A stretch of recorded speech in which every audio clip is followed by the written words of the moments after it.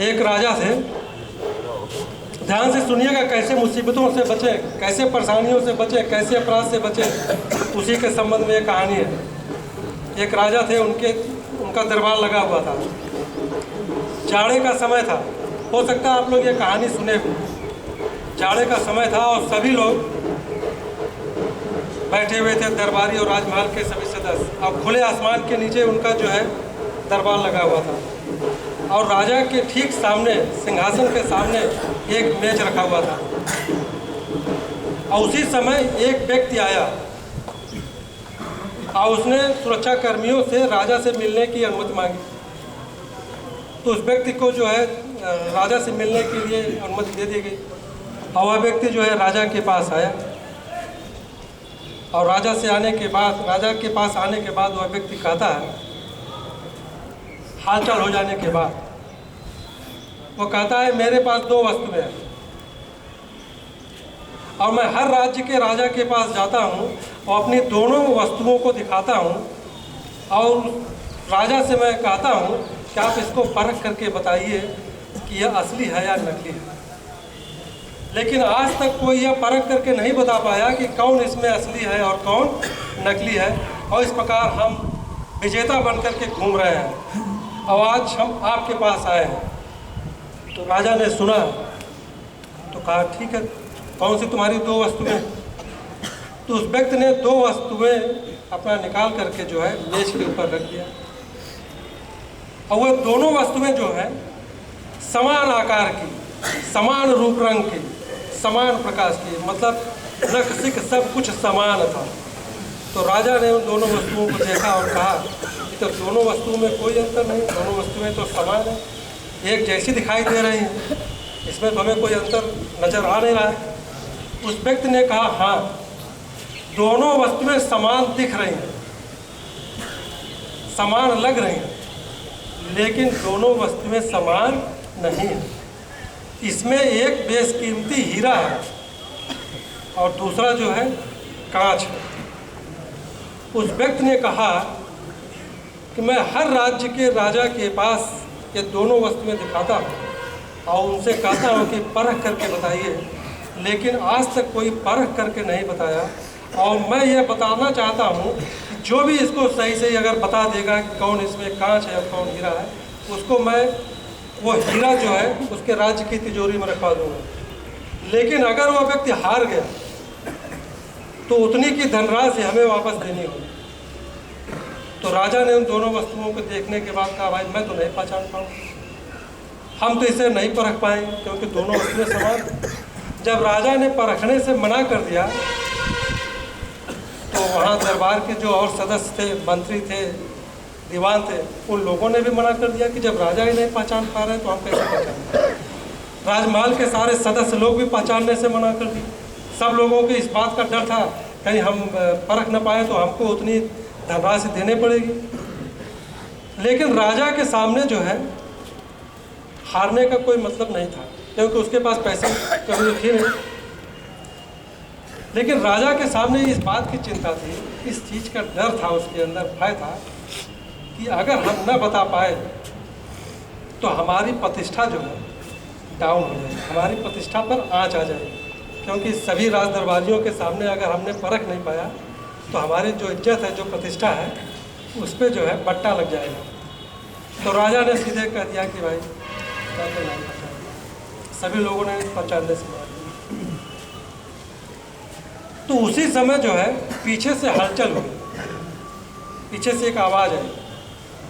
तो लोगों ने पीछे मुड़कर देखा कि एक अंधा आदमी जो है वो लाठी लेकर के खड़ा था और उसने कहा कि मैंने उस व्यक्ति की भी बातें सुनी हैं और राजा की भी बात सुन ली है और यह भी मैंने सुना कि कोई व्यक्ति इसको परख करके नहीं बता पा रहा है कि ये कौन सी इसमें हीरा है, कौन सा इसमें कांच है।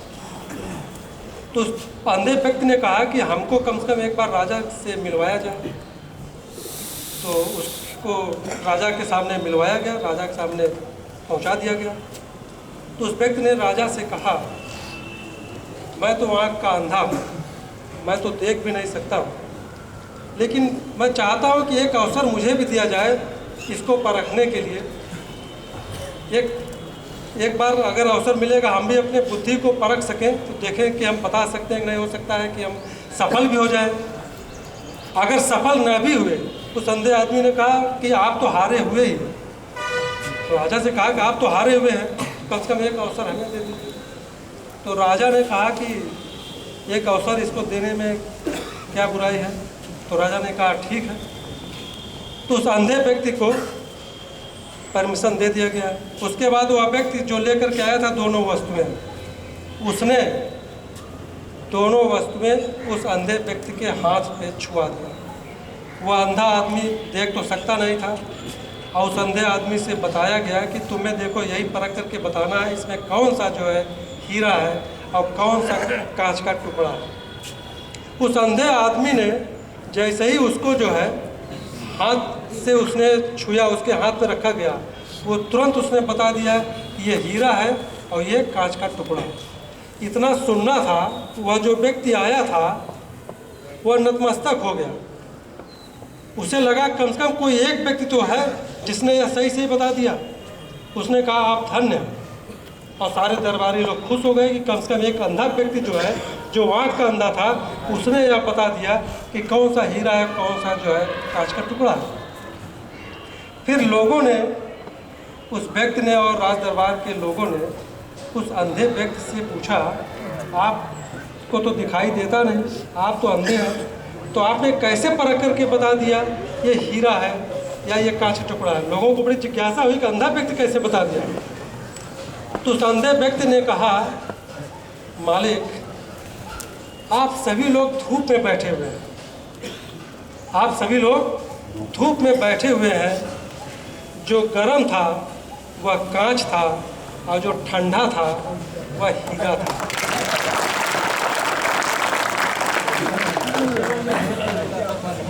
कहने का मतलब यहाँ पे जो बंदी भाई लोग बैठे हैं, जो लोग सुन रहे हैं, वो इस चीज़ को समझने का प्रयास करिए और अपने जीवन में देखने का प्रयास करिए कि जो व्यक्ति बात बात पे गर्म हो जाए वह क्या है, कांच है।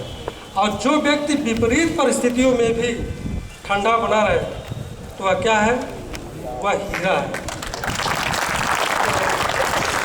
सवाल इस बात का है कि आपको हीरा बनना है कि कांच बनना है।